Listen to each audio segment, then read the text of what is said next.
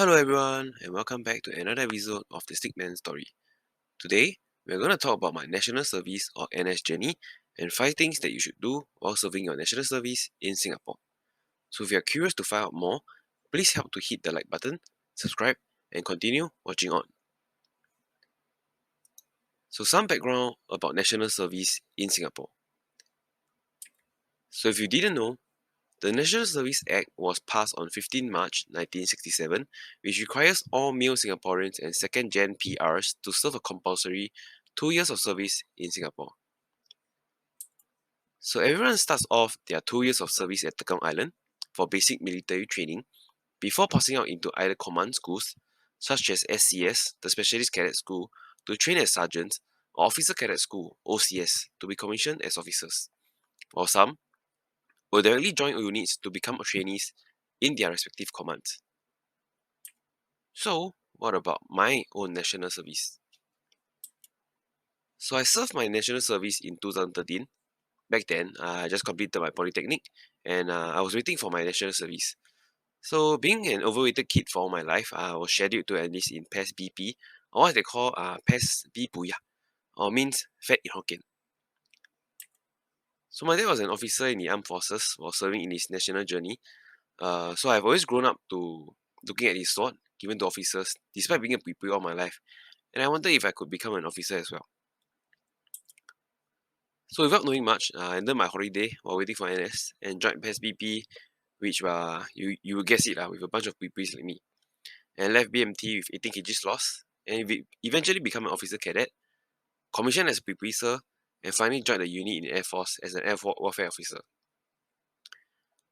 So okay, sorry for a long story, but I believe it gives a context of why I say you should do these 5 things that you should do while serving your national service. Okay, so the first thing I would do is pick up a skill. After 10 years of national service, I've seen different people at different stages of their lives. So those who knew what they were going to do took all the courses and necessary license during their 2 years of national service. Especially a few who know that they wanted to become property agents or financial advisors or insurance agents. The few successful ones that I know are currently driving around Porsches, Mercedes, while the few of us are struggling with work. So they all knew what they wanted to do, and many were still sleeping and complaining their bunk. So take all the necessary courses during the 2 years of national service. Corporals they may be, but once you enter the workforce, ranks do not matter, and it is what you did during the 2 years that may give you an advantage over the rest. So before you squander your time away in bunk sleeping, complaining about your sergeant and officer, work hard. Take on whichever course that allows you to have an edge over the others. Time will never come back, and it's definitely what I would do if I could turn back time away. And then, next on the list, okay, don't squander your money away. In national service, there will be the influence of alcohol, and you will be at the age where you want to go to clubs, bars to experience getting drunk, opening a table. But don't be stupid. Instead, save up the money for university. Learn to invest during your free time in NS, and trust me, there will be a lot of time. And when you are at my age, you will look back and be happy and glad that you did what I just told you. Just for an example, if I invested in something that gives a 10% return during the 2013 when I was serving my NS, and in the 10 years, the 10,000 that I've invested will be worth a whopping $25,900, which is a free 15,000 now, or 150% increase in capital. So before you get retarded and open that $300 worth of cordon bleu to impress some tete or meme in clubs, think twice again. And number 3. Try your best to become the highest ranking officer you can. But why? Because the command school teaches you a different kind of skill set. It teaches you leadership skills, the different kind of leadership styles, how to gain respect and trust from people, public speaking skills, survival techniques, and the most important of all, that it inculcates discipline into yourself, allowing you to understand yourself better and learn how to continue on despite being tired, and learning how to suck it up when life throws everything at you, even on a down day. And on a monetary perspective, especially if your family is making ends meet, definitely try your best to be an officer. Because based on a no discount 2 years, if you are a corporal, you would net in a total of $14,360 as a corporal and $19,810 as a sergeant and a whopping $23,200 as an officer. That is almost 5,000 lead from corporal to sergeant and almost a 10,000 from corporal to officer.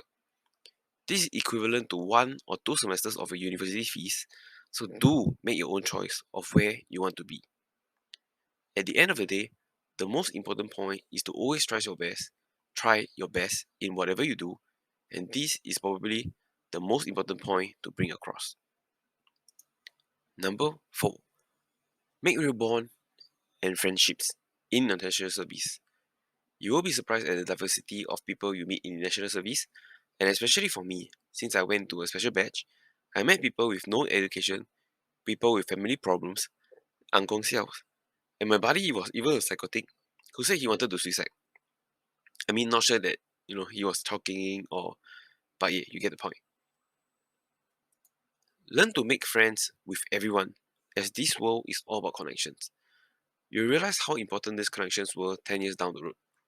Just for example, I met a lot of doctors during my NS years, and it's very interesting to see the struggles of them and to understand them that, doctors are not glory and all. And many other bonds, and especially during COVID, some couldn't even quit if they wanted to. So I could understand the psychology behind a doctor. Most importantly, if you do not want to make any friends, at least do not make enemies. Lastly, enjoy your 2 years of national service. After leaving the national service and joining the workforce, I can clearly say that the realities of work life does not hit you when you are in NS. NS is 2 years. You can put a counter timer on your phone and count to it. While life and work to many is never ending and always moving. Life no longer waits for you to rush to wait and wait to rush, which you will definitely miss in national service. And you can see why many are happy to go back to serve their national reservists as it gives them a break from life. And if you are people like me, please do enjoy your dieting process with everyone. Just treat it as you are being paid to diet. Go gym it, still need to pay money. This one is free. Most importantly, if you are going to spend 2 years of your life doing something, might as well serve it well, serve your own life well, and don't waste it. To sum it up, to everyone going to serve your NS or currently serving NS, don't be afraid. Use your time to pick up a skill. Don't squander your money away. Try to learn something about investing and saving money. And learn to be your best. Be the highest rank officer you can be. Enjoy the process and make a lot of new friends. Stay healthy, stay strong, hang in there, and enjoy 2 years of your national service. Last but not least, thanks for listening. If you are still here, you are awesome. Please remember to help me to like, share, and subscribe, and I will see you on the next episode. Bye bye.